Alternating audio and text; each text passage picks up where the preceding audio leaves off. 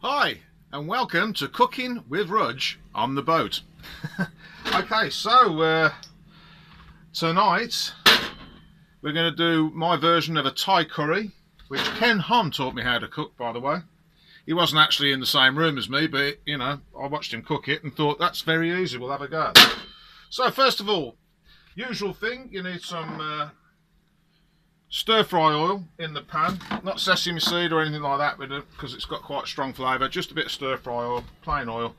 You want to get that reasonably smoking, as always, which that's just starting to do. Then we'll need some diced chicken, which I'm going to put in now.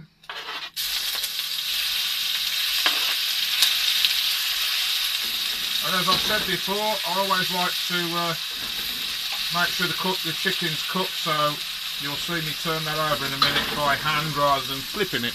You may wonder why there's a cap off a tin there. It's because when I put it in the rubbish in the bag for the boat and take the rubbish up the top, I could quite easily cut myself. So for this dish we're going to need chicken, which has just gone in, coconut milk, spring onions chopped in a jaunty angle, red and green peppers, madras paste, not sauce, paste, and that's about it.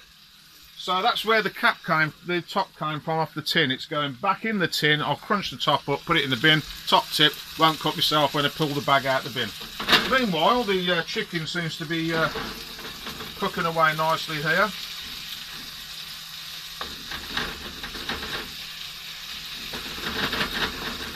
So how's lockdown going for you?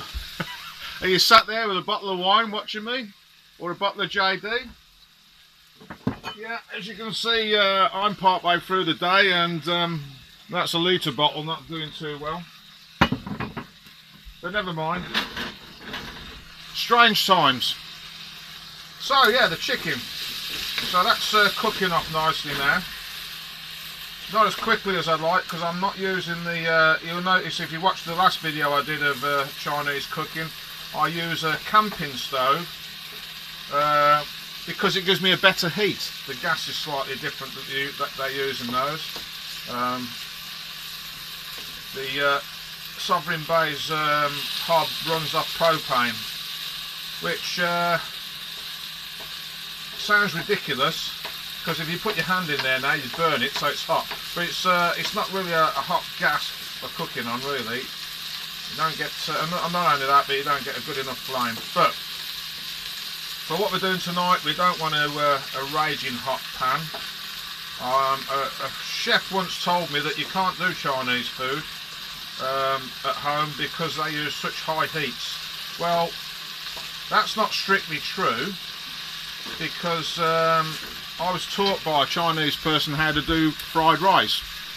When you're doing egg fried rice, it's all about working your wok and getting different heats in. You don't want it too hot when you're cooking your egg, so you tend to bring it away from the flame, get the egg all frothy, put it back on, put the rice in. I'll show you that another day. But for now, like I say, we're just cooking the chicken up. Now at this point, down here, this isn't essential, wasn't part of Ken Hom's recipe, but I like to put a bit of Chinese 5-spice in there. Not the 7-spice that I was showing you earlier, because that's got chili powder in, we don't need that. So chicken's cooking away nicely there. I'll just chop one of the lumps into see if it's alright. Yeah, that seems to be cooking, because we don't want to overcook it. Right, so we'll give that a bit of a stir. Now, at this point, I like to add the red and green peppers, just to fry them off really. We don't want them soft, but you know, we'll fry those off. Look at the colour in there now.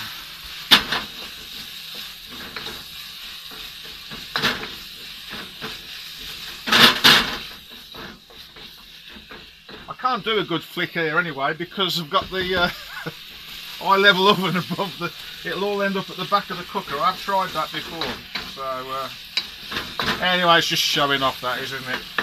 I've got my handy wooden spoon that I've had for several years now. Doesn't mark my wok up.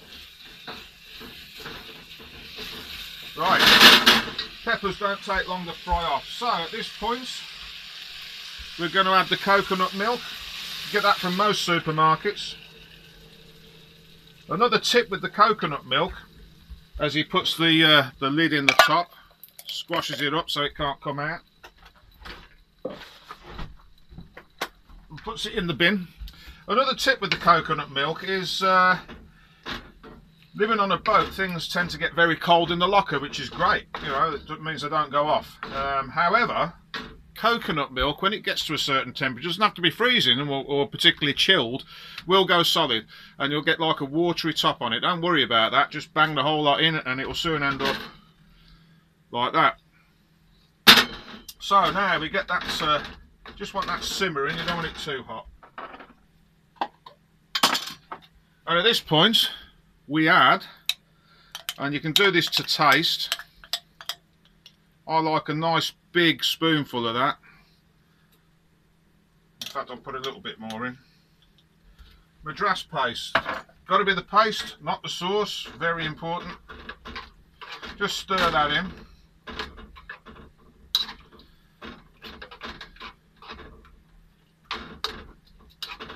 The smell coming off it is amazing, but of course you can't smell it, so there you go. So there we go, that's stirred in. So now we just want that just to simmer now. And on this stove that might take a while. So in the meantime, in the microwave, which you can't see because the camera's fixed to the wall, in the microwave I've got some 2-minute microwave rice to go with this. So we'll set that going because this won't be long now.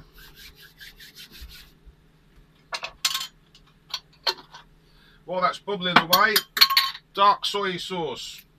You don't need too much because it's a seasoning, and you will be very thirsty if you put too much in. But we'll put a bit of that in and give that a stir. And that's pretty much it.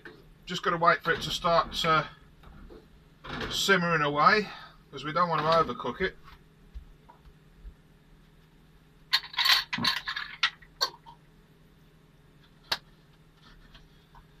Right, now then,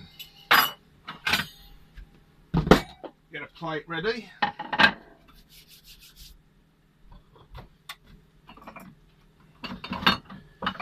We're going to try and see for the, I don't know whether this will work because we're on video and we're videoing it. You want a nice rounded mug, not one with a sharp bottom to it. It's got to have a nice curved edge to it. I've had this mug 100 years or more. And get a bit of the stir fry oil on your finger. Wipe the inside of the mug with that. You're thinking, why is he doing this? I'll show you in a minute.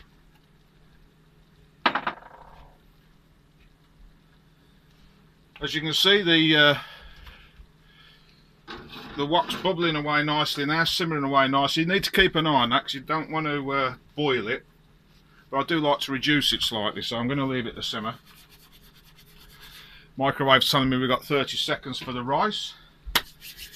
So how quickly you can cook one of these meals. The prep takes longer. Right, now then, last 30 seconds in go the spring onions, cut at a jaunty angle, for no other reason than they look nice like that.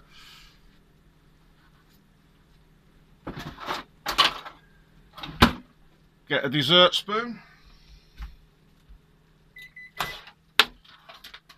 Now, it's a bit difficult because I've got packet rice here, as I said before, so this might not work. You want your rice, if you're going to boil it, as I've said before, I don't tend to boil my rice on the boat because it fills the boat full of steam, which is not a good idea. So I use a lot of packet rice in the microwave. Not as good as boiling it yourself because you can't do this trick, but if you can get the rice sticky enough, this works really well. Pop the rice into the mug that you greased up earlier, and then gently with the end of the spoon you want to just push it in there so you get a nice shape to it. Turn the curry off so it don't overcook it. I don't know whether this is going to work, guys, because it's the wrong rice really. Then you tip the mug upside down on the plate, having forced the rice in there, and it should give you a tower of rice. That hasn't worked very well, but never mind. You get the idea. It's because I'm using packet rice really, but never mind. But there you go. Thai curry for one tonight. Please subscribe. I need at least 1,000 of you. I've got 50 something at the moment, which I'm really pleased with, and I'm really encouraged by some of the nice comments I get about these videos. So if you want to watch a lunatic living on a boat, I'm your guy. And in another week or so I should be flying off to Kefalonia, but of course I can't do that. I'm as sad as some of the people out there are. But guys, if you're watching this from Kefalonia, I love you all, and it won't be long. We'll just ride this storm out and we'll all be back to doing what we like to do best. And for the people who've never been to Kefalonia, get yourself out there. It's a beautiful island, and I can give you some tips on where to go. Catch you guys later.